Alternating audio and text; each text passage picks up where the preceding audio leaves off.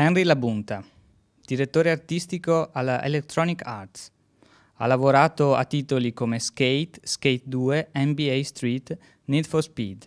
Precedentemente aveva lavorato nell'industria del cinema d'animazione con Twister, Casper e Star Trek 4. Quest'anno, a View Conference, parlerà di Need for Speed Hot Pursuit. The new Need for Speed Hot Pursuit, we had a lot of visual objectives. For me, one of the most important ones was how can we make the game more fun to play? And our focus is on making the cars look fantastic because they're really the star of the game, making the road really easy to read so you can see where you're driving. The game's a lot more fun that way. And then really bringing all the fun and excitement to the game with the crashes and the sparks and all the dynamic things that happen in the game.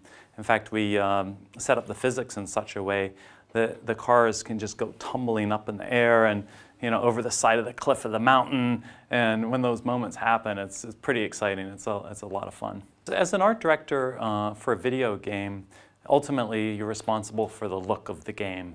And I work very closely with the creative director and the producers and the entire art team to make that happen.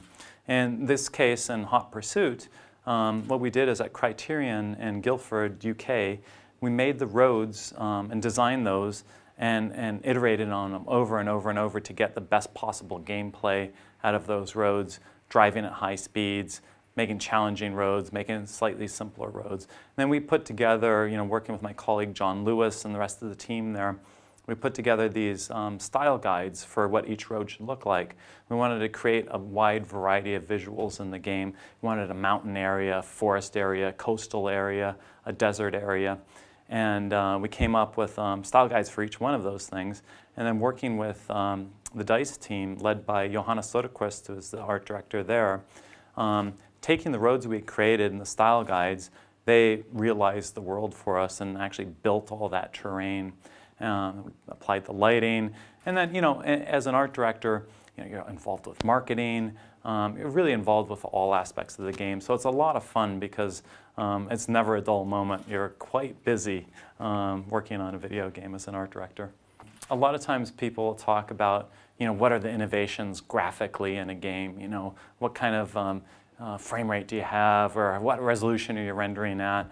And those things are all very interesting. But the thing I want to talk about this time is Autolog. Autolog is a huge innovation for Need for Speed. And in fact, this is something that could be used really for any game.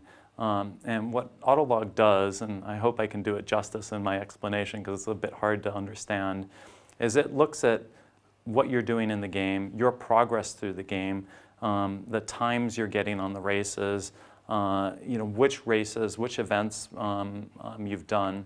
It also looks at what your friends are doing, and it keeps all that information and processes it all the time. So every time a friend does something, it'll update this database. Every time you do something, it'll update the database. And the next time you go into the game, it's going to say, hey, Joe is just about to beat your time on this particular race. Do you want to challenge him? He's, yes, I want to challenge him. And boom, you can go in there straight away and take that top spot again.